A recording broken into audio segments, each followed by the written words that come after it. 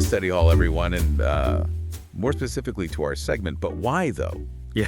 Where we explore the origins of, everything. That's right. You know? Yeah. And today we're diving deep into something you probably do without even thinking about it. That's right. The handshake. Hello. Yeah. And get ready to have your whole perception of this everyday gesture completely shaken up. Absolutely. Yeah. Because when you think about it, this simple act of clasping hands, Right. it's steeped in this, surprisingly rich and fascinating past. Absolutely. Filled with tales of peace treaties and shows of strength, and even a bit of old-school weapon inspection. That's right. We've gathered this fascinating collection of sources that trace the handshake all the way back. Yes. From its ancient beginnings all the way to its modern twists and turns. That's right. Even considering its place in our post-pandemic world. That's right. And our mission today is for you, our listener, to look beyond the surface of this common greeting and explore the deeper currents of history and culture it carries. Absolutely. We're hoping to spark some aha moments and give you a brand new appreciation for this seemingly simple interaction. So let's get to the big question. Yeah. Where did this all start? Right. It's hard to imagine. It was always just a friendly hello. Exactly. What's intriguing is that the handshake seems to have its roots in a very practical concern. That's right. Imagine encountering someone new way back when. Yeah. Things could get tense quickly. Right. Extending an open, empty hand was a clear nonverbal signal. Right. Look, no weapons here. Yeah. I come in peace. Right. It was a way to immediately dial down the potential for conflict. That's right. But wouldn't simply showing empty palms from a distance have served a similar purpose? Yeah. Why the need for physical contact even early on?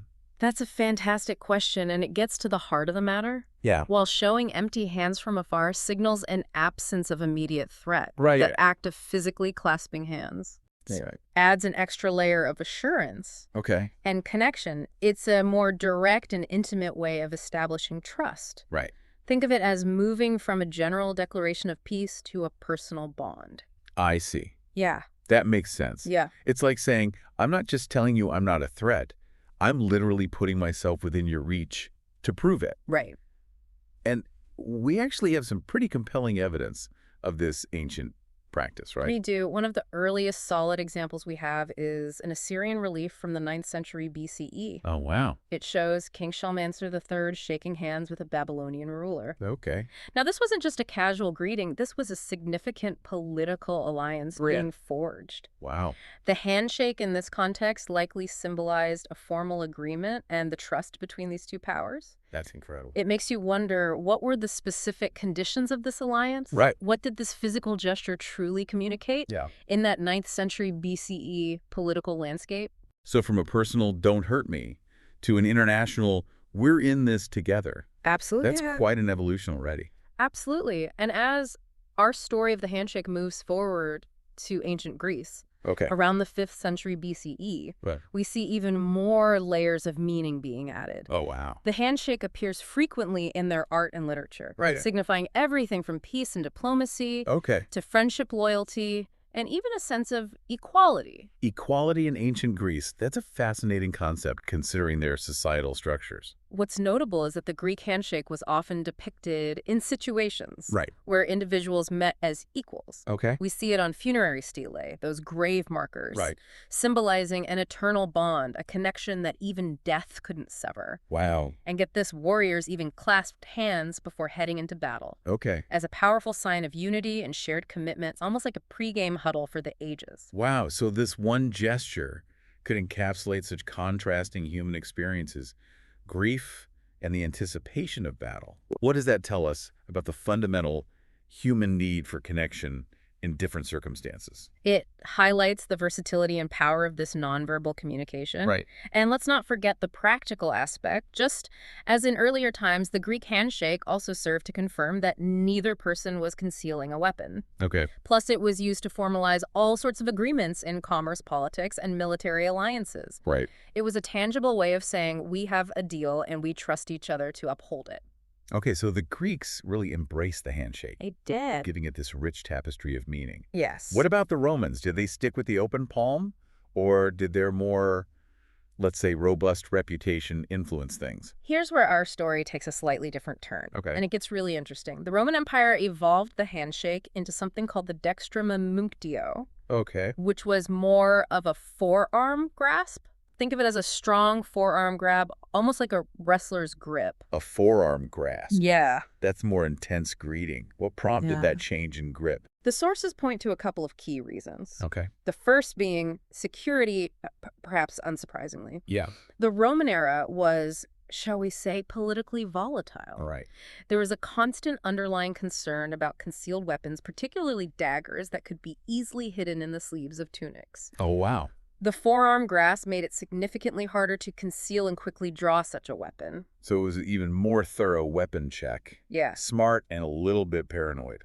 Perhaps a healthy dose of caution, Okay. given the times. Okay. But it wasn't solely about security. Right. The dextramamunctio also powerfully symbolized loyalty, respect, and the sealing of important agreements. Wow. You see this distinctive grasp frequently depicted in Roman sculpture, Right. and even on their coinage. It Right. was a strong visual representation of these core Roman values. So the Romans amplified the security element and really cemented its symbolic weight in their visual culture. Absolutely. Now, fast forward through a few centuries to the Middle Ages. Did those weapon-checking vibes persist with Shine of Knights and all that? Absolutely. Right. Especially among knights, the handshake remained a standard practice, and the practical element of checking for concealed weapons was still very much alive. Right.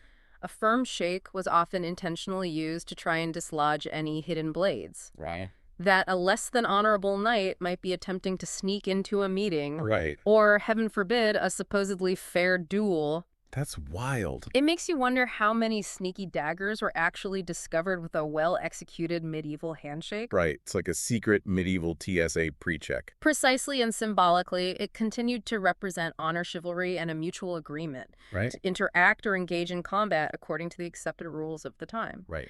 It also played a crucial role in formalizing feudal agreements, Yeah. and those all-important diplomatic negotiations Wow. between different lords and kingdoms. Okay, so through the ancient world and the Middle Ages, this underlying theme of security seems to be a pretty consistent thread woven into the history of the handshake. Yeah.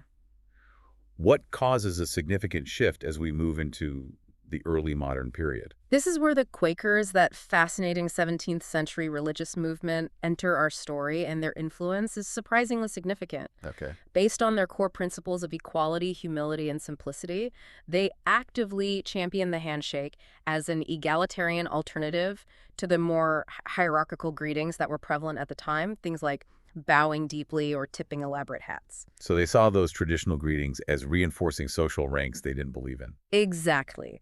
The Quakers believed that all individuals were equal in the eyes of God and should interact with one another on that basis. Right. The handshake, with its direct level engagement, no bowing required, Yeah. fit perfectly with this core tenet of their faith. Right. It wasn't about one person physically lowering themselves before another. Right. It was about a moment of mutual acknowledgement between equal. That's a powerful idea. Yeah. So the handshake starts to evolve from this gesture of ensuring safety to a symbol of social equality. Precisely. And this had a profound impact, particularly in English-speaking societies. Yeah. The Quaker movement significantly contributed to the normalization of the handshake as a more common everyday greeting, not just something reserved for sealing formal agreements or frisking for hidden weaponry. Right. It became a social custom reflecting their values.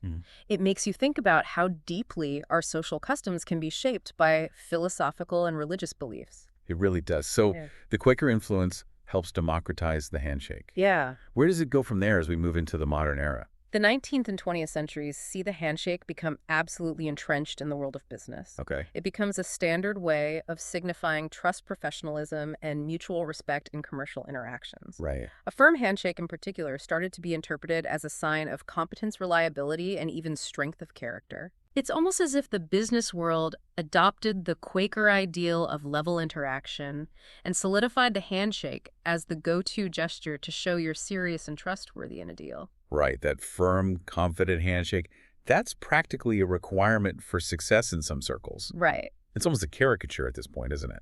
It is, but its roots in conveying that sense of trustworthiness are long and deeply embedded in our cultural understanding. Yeah. And beyond the realm of commerce, the 20th century witnessed some incredibly symbolic handshakes on the global stage. Oh, yeah. Think about World War II in 1941, the handshake between Winston Churchill and Franklin D. Roosevelt. Right. It wasn't just two leaders shaking hands. Right. It instantly symbolized the powerful and unwavering alliance Yeah. between the Allied forces. An image that truly spoke volumes without saying a single word. Absolutely. Then you have the iconic handshake at the Camp David Accords in 1979 Right. between Anwar Sadat and Menachem Begin. Right. That single clasp of hands represented a monumental step towards peace in the Middle East. After decades of intense conflict, it was a visual embodiment of hope and the possibility of reconciliation. Moments frozen in time that encapsulate entire historical narratives. Exactly. And even during the Cold War era, handshakes between figures like Ronald Reagan and Mikhail Gorbachev Right. were closely scrutinized and interpreted as potential indicators of a thawing of relations between superpowers. Wow. More recently, in 2018, the handshake between Kim Jong-un and Moon Jae across the demilitarized zone separating North and South Korea served as a potent symbol of potential reconciliation on the Korean peninsula. Right. It's astonishing how much weight we place on this simple gesture in moments of such historical significance. It really makes you think about the immense power of nonverbal communication, Right. especially when the stakes are so incredibly high. Yeah. But it's also important to remember that the meaning and significance of a handshake aren't uniform across the globe today, are they? That's a crucial point to consider. Well, the handshake has become quite widespread. Right. Its interpretation can vary significantly across different cultures. Tell us a bit about some of those cultural nuances. Well, if we look at Japan, for example, Yeah. the traditional greeting is the bow, Right. which is deeply rooted in their cultural emphasis on respect and acknowledging social hierarchy. Okay. While handshakes have become more common, Right. particularly in business settings when interacting with non-Japanese individuals, they tend to be much softer Okay. and might even be accompanied by a slight bow, blending the two cultural customs. So a very different feel from that firm, direct Western grip we often expect. Precisely. In many Western cultures, a firmer grip and direct eye contact during a handshake are often seen as signs of sincerity, confidence, and trustworthiness. Right. However, in Japan, a strong grip could be perceived as overly assertive or even aggressive, Oh, wow. and prolonged direct eye contact might be considered impolite or even disrespectful. Interesting. It really underscores the importance of being mindful and culturally sensitive in our interactions. You wouldn't want your well-intentioned power shake to be completely misinterpreted. Absolutely. You definitely don't want to inadvertently cause offense with a gesture meant to build connection. Right. And then, of course, the recent global pandemic has introduced a whole new layer of considerations and alternatives when it comes to greetings. It certainly has health concerns, and the need for social distancing led to a significant and rapid rise Right. in non-contact greeting alternatives like fist bumps, Right. elbow taps, and the hand over heart gesture. Yeah. These quickly became widely adopted as ways to acknowledge and greet others while minimizing the risk of virus transmission. Right. It was fascinating to see how quickly and creatively people adapted. Yeah. Did you find yourself gravitating towards a particular alternative during that time?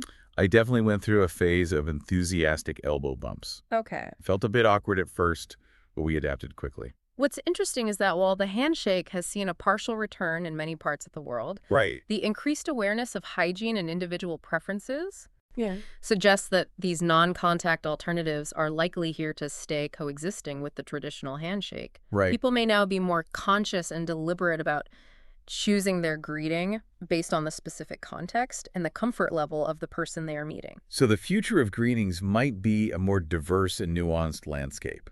It certainly seems that way. Right. But through all these historical shifts and cultural variations, the fundamental significance of the handshake as a symbol of trust, agreement, respect, and connection Right. throughout its long and fascinating history endures. So as we wrap up this deep dive, Yeah. it's clear that this seemingly simple act of clasping hands Right. has journeyed through millennia, carrying these incredible meanings of peace, Yeah. trust, equality, and connection. That's right. From ancient political alliances to modern-day business deals, Yeah. and even tentative steps towards peace. Yeah. The handshake has been a silent yet incredibly powerful communicator. Indeed. And it leaves us with a thought for you, our listener. Right. The next time you extend your hand for a shake or perhaps choose a different greeting.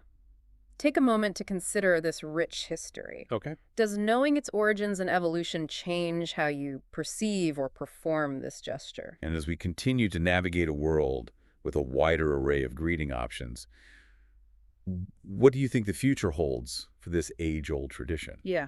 Will it remain a dominant form of greeting? Right. Or will we see a more permanent shift towards these newer alternatives? That's right. We encourage you to ponder that and maybe even do a little exploring of greeting customs Yeah. in different cultures the next time you have the opportunity to interact with someone from a different background. That's right. What was the most surprising takeaway for you from our journey through the history of the handshake? For me, it's the remarkable resilience of this gesture, its ability to adapt and retain its core symbolic meaning across so many different eras and cultural contexts. For me, it was definitely the unexpected influence of the Quakers in really solidifying the handshake as a symbol of equality.